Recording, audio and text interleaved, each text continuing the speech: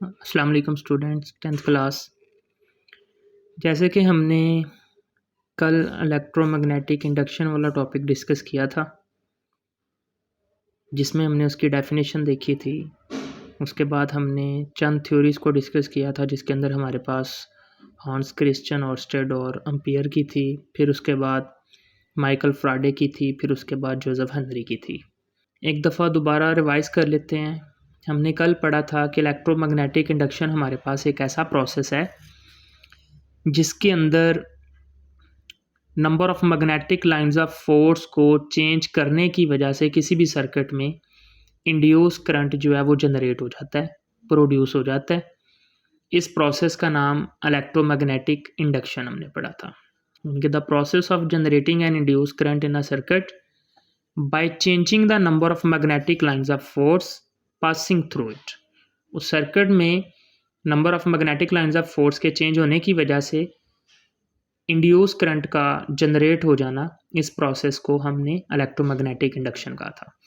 इसको हम एक्सप्लेन करेंगे students with the help of activity.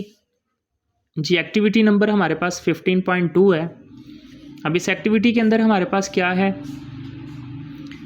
एक लूप ऑफ वायर है और उस लूप ऑफ वायर को एक रेक्टेंगुलर लूप ऑफ वायर है ये, जिसको हमने एक गैल्वानोमीटर के साथ जो है वो अटैच किया हुआ है। उसका एक टर्मिनल जो है वो पॉजिटिव टर्मिनल से गैल्वानोमीटर के, और दूसरा जो है वो नेगेटिव टर्मिनल से कनेक्ट कर दिया है। अब हमारे पास एक परमानेंट मैग्नेट है और हमें पता है जी magnetic lines of force north से साउथ की तरफ होती हैं। तो हमने करना क्या है कि इस रेक्टेंगुलर लूप ऑफ वायर को अगर हम मैग्नेट के अंदर स्टेशनरी, यानी कि उसको मूव ना करें, सिर्फ मैग्नेट के अंदर हम प्लेस कर दें, या हम उस मैग्नेट के पैरेलल उसको मूव करें, तो क्या होगा कि गैल्वानोमीटर हमारे पास कोई भी डिफ्लेक्शन शो नहीं करेगा, जो हमें ये प्रूफ करेगा कि इस रेक्टेंगुलर लूप ऑफ वायर में करंट जो है वो इंड्यूस नहीं हुआ अभी तक। लेकिन हम क्या करते हैं, अगर इसी वायर को इस मैग्नेट के अंदर हम डाउनवर्ड डायरेक्शन के अंदर मूव करते हैं, तो जब डाउनवर्ड डायरेक्शन के अंदर मूव करेंगे तो उसकी वजह से हमारे पास नंबर ऑफ़ मैग्नेटिक लाइंस जो हैं वो कट होंगी, और उसकी वजह से क्या होगा, ये गैल्वानोमीटर हमें करंट इंड्यूस होने की इंडक्शन करेगा, यानी कि हमें बताएगा कि अब जो है वो करंट इंड्यूस हो चुका है।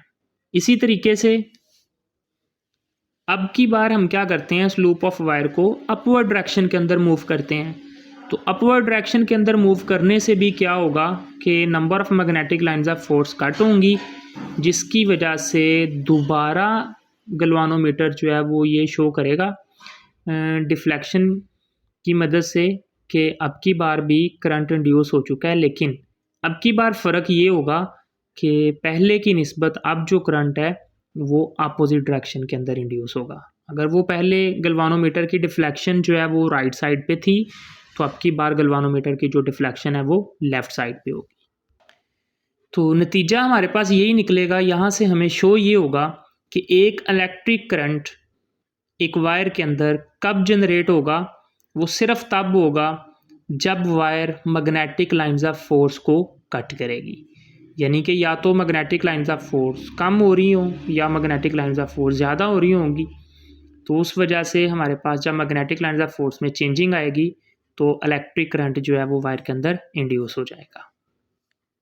सो फाइनली फ्राडे ने भी हमें यही बताया था कि इलेक्ट्रिक करंट को जनरेट करने के लिए क्या करना पड़ेगा, या तो कंडक्टर को मूव करना चाहिए एक मैग्नेटिक फील्ड के थ्रू, अगर नहीं तो फिर मैग्नेटिक फील्ड जो है वो चेंज होना चाहिए अक्रॉस द कंडक्टर।